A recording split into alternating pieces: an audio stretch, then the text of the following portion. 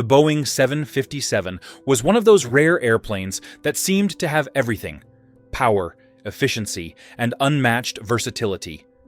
Pilots called it a rocket. Passengers loved its comfort, and airlines praised its ability to cross the Atlantic from smaller airports no wide-body could reach.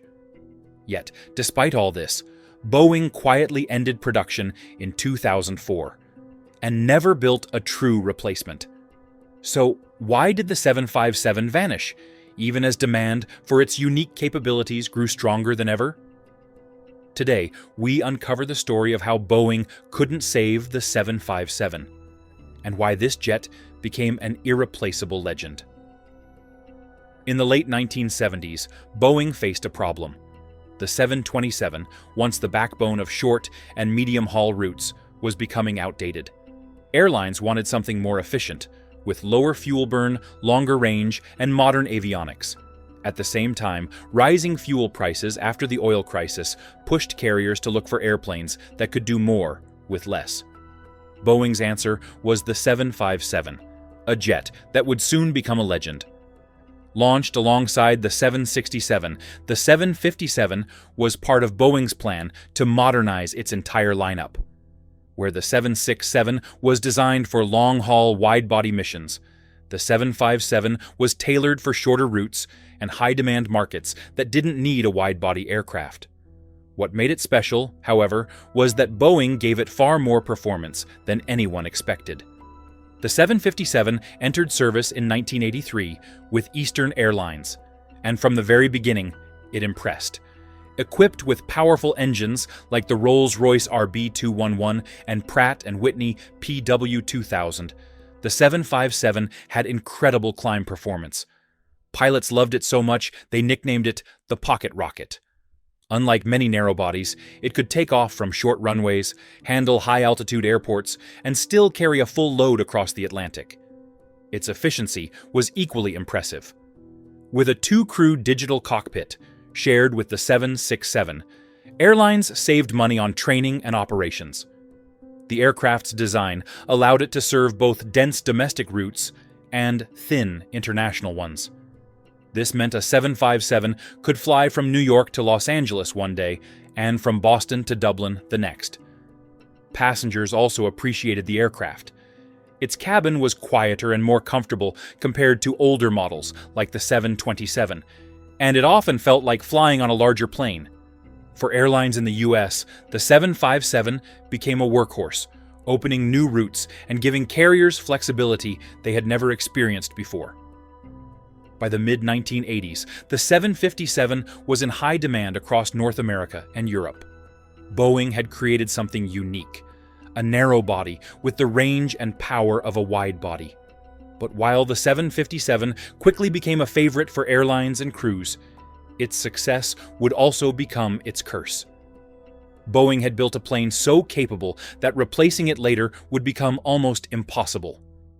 What made the Boeing 757 so remarkable was not just its raw power, but the way it filled a gap no other aircraft could. On paper, it was a narrow body, a single-aisle aircraft designed to carry around 200 passengers. But in reality, it offered capabilities that went far beyond what any other narrow body could deliver. First, there was its range.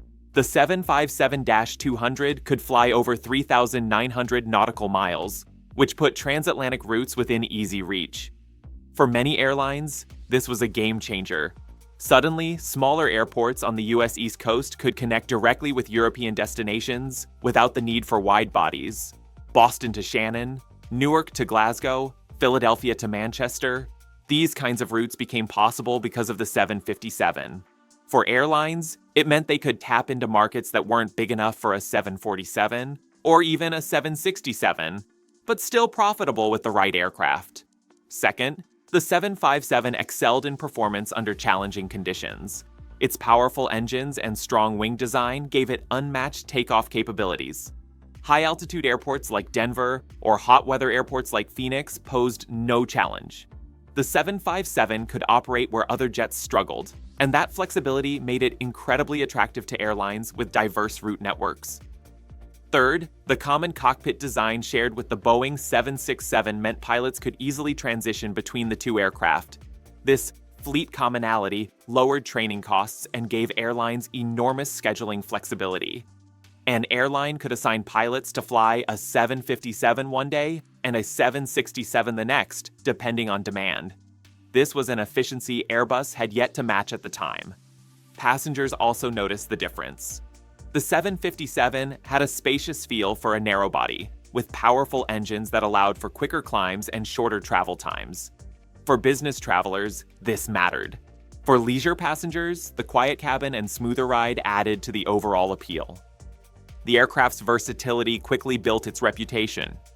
Airlines like Delta, American, and United deployed it on both domestic and international missions. In Europe, carriers like British Airways and Icelandair used it to open new routes that larger planes would have made unprofitable. The 757 became the perfect balance. Small enough to serve secondary markets, yet powerful and long-ranged enough to act like a wide body when needed. It was this combination, range, performance, and efficiency, that made the 757 stand out. In fact, some would argue Boeing had created an aircraft too far ahead of its time. And while airlines couldn't get enough of it in the 1980s and 1990s, Boeing would later face an unexpected problem: how to follow up on such a perfect design. For all its strengths, the 757 was a victim of timing and corporate decisions. By the late 1990s, airlines were shifting their focus. The market trend moved towards smaller, cheaper narrow bodies like the 737, or toward brand new wide bodies like the 777, and later the 787. Fuel efficiency was becoming the single most important factor, and Boeing believed the 757's size and power made it too expensive for the future. Instead of developing a modernized 757, a 757X with new engines and advanced materials, Boeing doubled down on its 737 family. The idea was simple: stretch the 737, add better engines, and keep selling the aircraft airlines already knew. This approach seemed cost-effective in the short term, but it created a long-term gap. That gap became even more painful when Airbus introduced the A321neo. With new engines and advanced aerodynamics, the A321neo could fly further and carry more passengers, effectively stepping into the role once dominated by the 757. Airlines that still loved the 757's capabilities were suddenly left with no new Boeing option. And while the 737 MAX could compete on shorter routes, it was never a true 757 replacement. Meanwhile, Boeing's management underestimated how valuable the middle-of-the-market segment would become. Many airlines wanted exactly what the 757 offered: a narrow body that could fly medium-haul international routes efficiently, but by the time Boeing realized the demand was still there, the production line had already been shut down in 2004. Restarting it would have been far too costly. This is where many aviation historians point to Boeing's biggest mistake: abandoning the 757 without a real successor. It left airlines scrambling for alternatives, and it gave Airbus the opportunity to dominate that space with the A321neo and later the A321XLR. And here's the irony. To this day, airlines still operate hundreds of 757s because there simply isn't anything that can match their unique performance profile. From Delta and United in the US to Icelandair in Europe, the 757 continues to serve missions no other aircraft can handle as efficiently. Before we move on to what happened next, let me quickly say this. If you're enjoying this deep dive into the Boeing 757 and the hidden decisions behind its downfall, make sure to hit the like button and subscribe to the channel.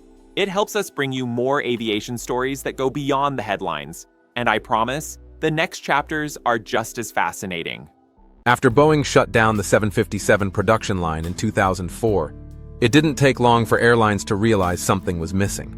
They still needed an aircraft with the same unique blend of range, power, and efficiency, but Boeing simply didn't have one to offer. This gap quickly became known in the industry as the 757 replacement problem. Why was it such a problem? Because the 757 had carved out a niche that no other jet could fill. It could fly out of hot and high airports, it could cross the Atlantic with ease, and it could serve mid-size markets profitably.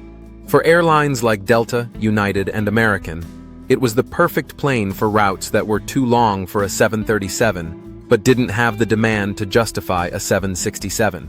Boeing tried to patch the gap with stretched versions of the 737, culminating in the 737 MAX 10. But the truth was clear. No matter how far you stretched the 737, it would never truly match the capabilities of the 757. The 737's design dated back to the 1960s, and it simply didn't have the structural performance to compete on longer, more demanding routes. Airbus, on the other hand, saw the opportunity. With the A321neo and later the A321XLR, Airbus stepped into the market Boeing had abandoned. These aircraft could fly transatlantic routes with lower operating costs, and airlines started lining up to buy them. As a result, Airbus gained a massive advantage in the so-called middle-of-the-market segment. Meanwhile, Boeing floated the idea of a new mid-size airplane, sometimes called the NMA, or the 797. This was supposed to be the spiritual successor to the 757, a brand new design to recapture that lost ground. But delays, internal crises, and financial setbacks kept pushing the project further into the future. To this day, the NMA remains only a concept, while Airbus keeps strengthening its hold on the market. Ironically, the 757 itself refused to fade away. Even 20 years after production ended, hundreds remain in service. Airlines keep upgrading them with modern interiors and avionics because, in many cases, the 757 is still the best tool for the job. The fact that a 40-year-old design continues to outperform newer planes says everything about how far ahead of its time the 757 really was. And so the 757's second life isn't about Boeing building more. It's about the aircraft's continued dominance in a role nobody else has managed to fill. The Boeing 757 was never just another airplane.